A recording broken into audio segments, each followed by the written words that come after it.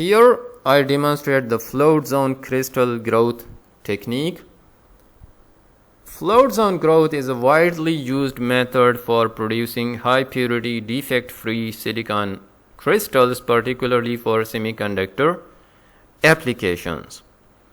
And the concentrations of impurities like carbon and oxygen are extremely low in float zone technique as compared to its contemporary Czochralski's growth method.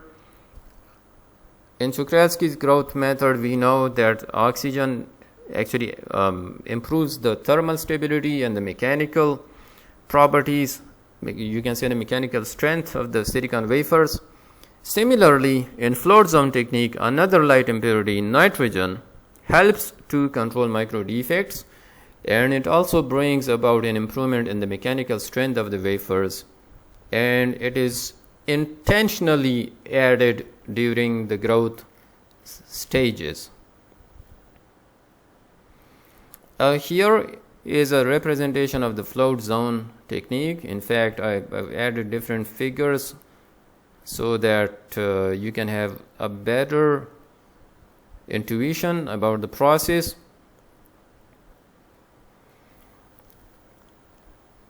In the float zone technique, we actually have a radio frequency field. In another picture, you can see here is the radio frequency field represented over here as well, and you can see the RF radio frequency coil can be seen over here as well. The core principle of the float zone growth involves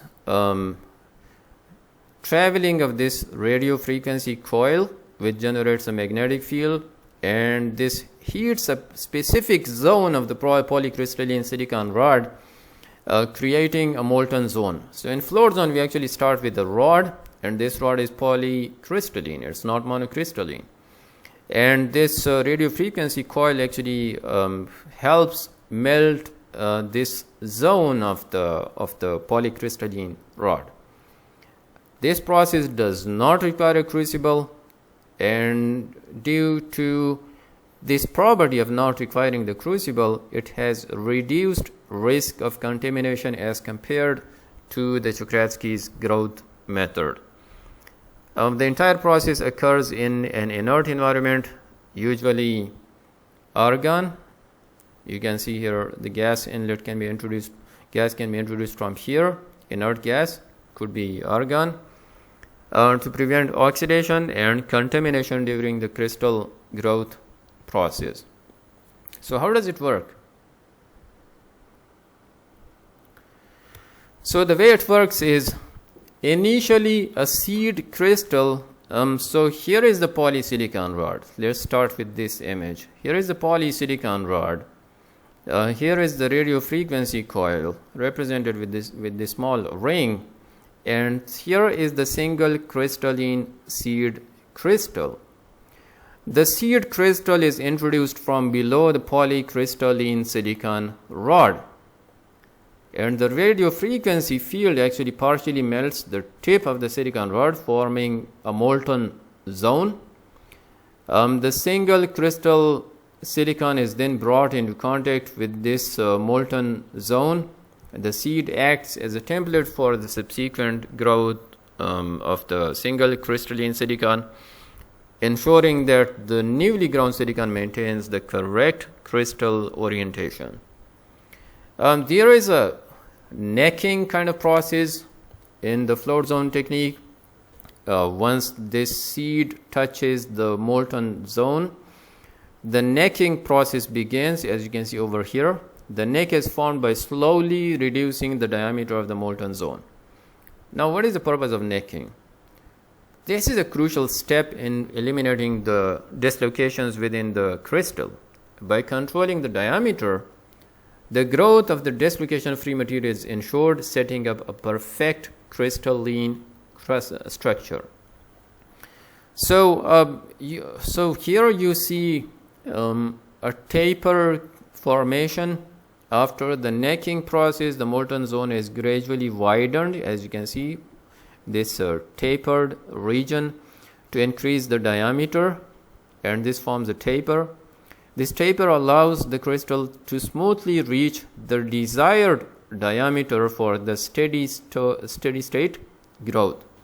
And the control taper ensures that the crystal growth transitions smoothly from the narrow neck to the desired diameter. And once the desired diameter is achieved, the radio frequency coil continues to move along the rod, maintaining the molten zone and allowing the crystal to grow steadily. The single crystal grows from the seed and follows the orientation of the seed crystal, ensuring the resulting silicon ingot has a uniform crystalline structure.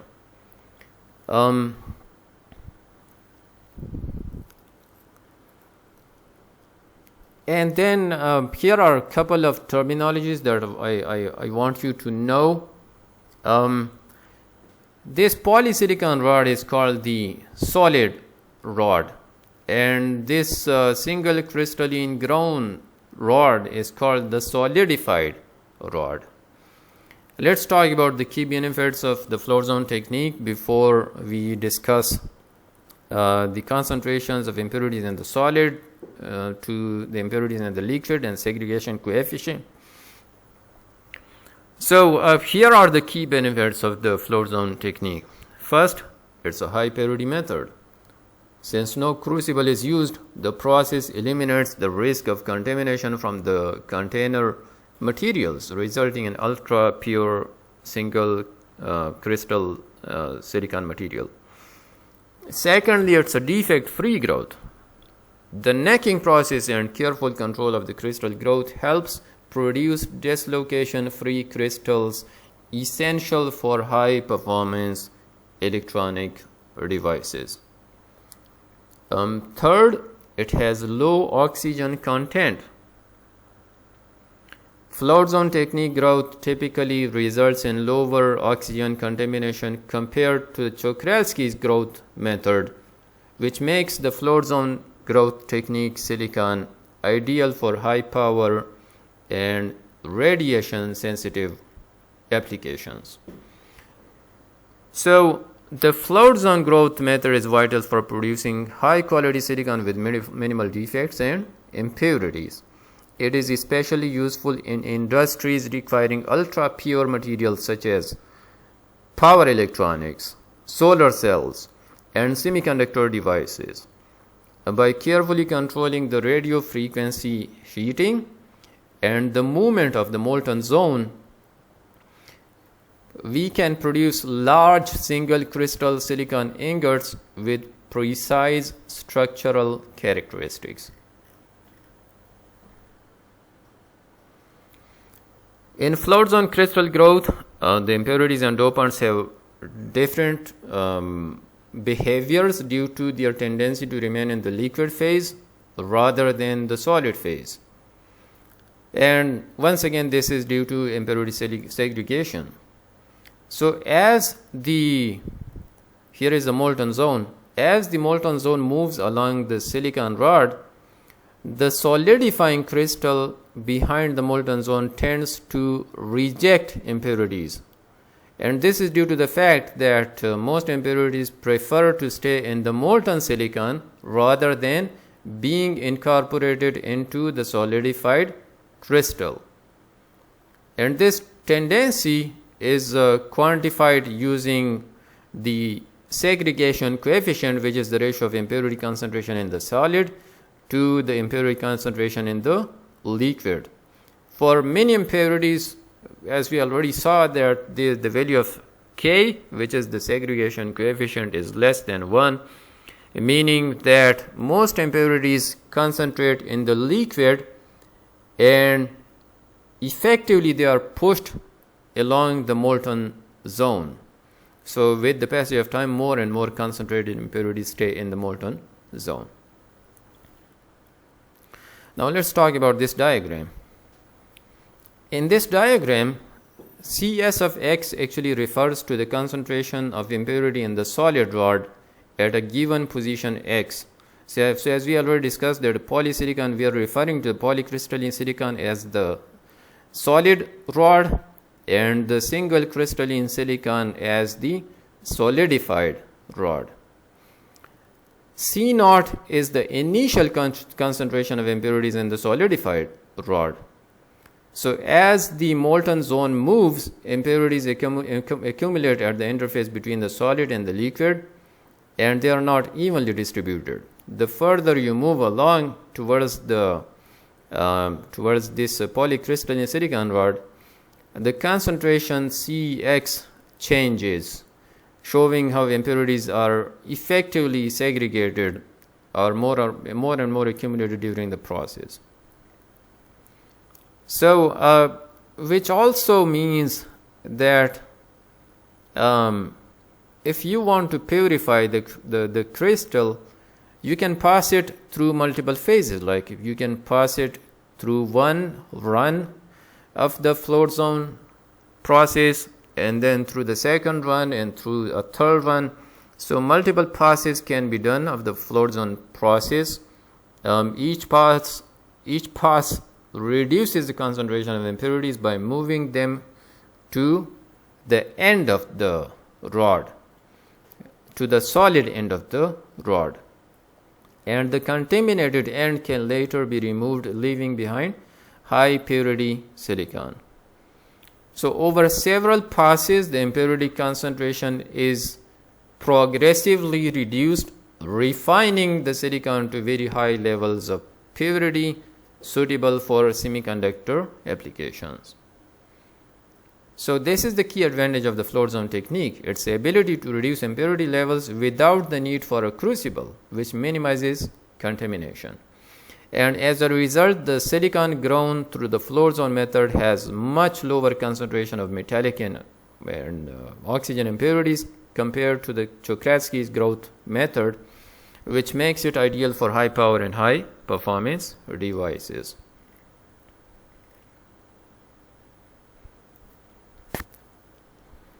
So the float zone technique is actually a highly effective method for growing pure defect-free silicon crystals by the segregation of impurities during the solidification, and this process ensures that the resulting silicon is of extremely high quality, essential for high performance electronic devices. Let's talk a little bit about the segregation coefficient once again, which is the ratio of impurity concentration in the solid phase to that in the liquid phase during the crystal growth process. As we can see over here, boron has a segregation coefficient of 0.8. So it has kind of even distribution between the solid and the liquid, making p-type float zone growth more homogeneous for doping. Then we see that the segregation coefficient for phosphorus is 0.35, which means that silicon concentrates in the liquid, and n-type doping is less homogeneous in the float zone growth process. And also it's because phosphorus also evaporates from the melt. So the takeaway point is that a high value of K close to 1 results in more uniform doping, and a lower value of K actually makes it harder to achieve uniform doping, especially in n-type doping of silicon.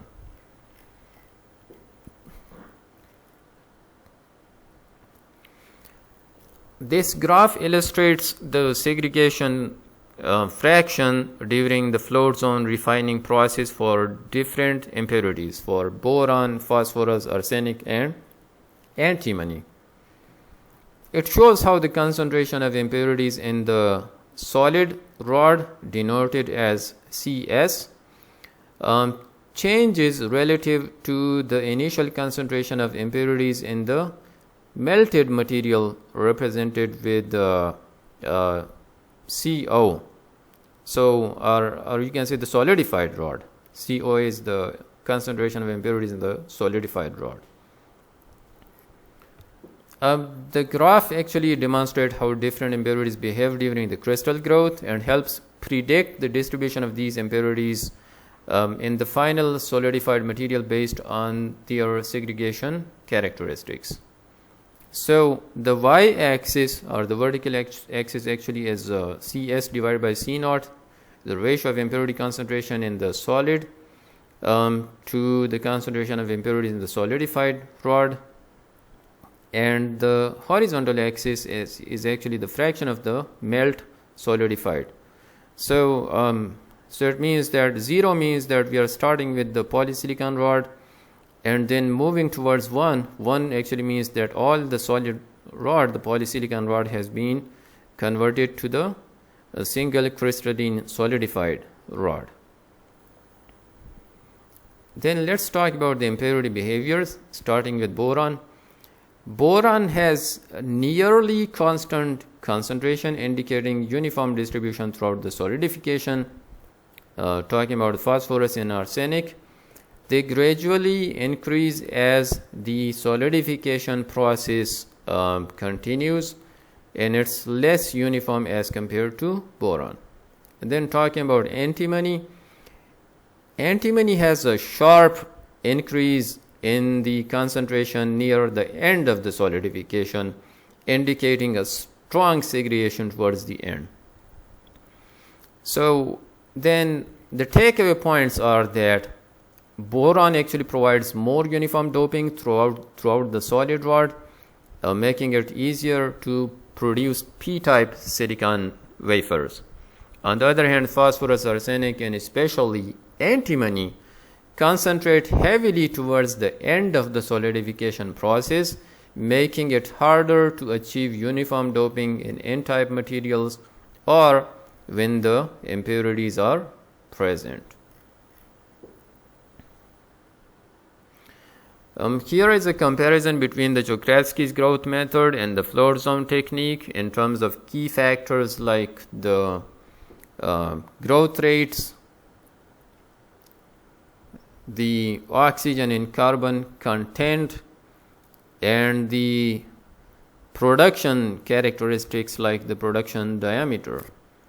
In terms of the growth rates, I've copied this table from somewhere, I forgot, but actually here it's shown that float zone is faster, but in reality, because the Czochralski's growth method involves growing silicon ingot from the melt, it's actually faster. It's like the growth rate is like 1 to 3 in the range of 1 to 3 millimeters per minute. On the other hand, the float zone is slower, like in the range of 0.5 to 1 millimeters per minute. So you got to make the corrections over here. Talking about oxygen and carbon content, we have high oxygen and carbon content in the Czochralski's growth method due to the crucible contact, while we have low oxygen and carbon content in the float zone technique because we don't have any contact with the crucible in the float zone growth technique. Talking about the production diameters, this is a relatively older reference, but using the Czochralski's growth method, we can grow larger diameters up to 300 millimeters, and using the float zone technique, we can have smaller diameters up to like in the range of 100 to 200 millimeters. The Czochralski's growth method introduces more impurities like oxygen and carbon and higher dislocations. The float zone technique has higher purity and lower dislocation density. If you compare them in terms of cost and scale, the silicon wafers produced using the Czochralski's growth method are cheaper and are also used for mass production. The silicon ingots produced using the float zone technique are more expensive and used for specialized ultra pure material based devices. So to summarize this table, the Czochralski's growth method is faster, cost effective, results in larger diameters, but it has higher impurity content of oxygen and carbon. On the other hand, the float zone growth technique is slower, more expensive, results in smaller diameters but has extremely high purity and lower impurity content.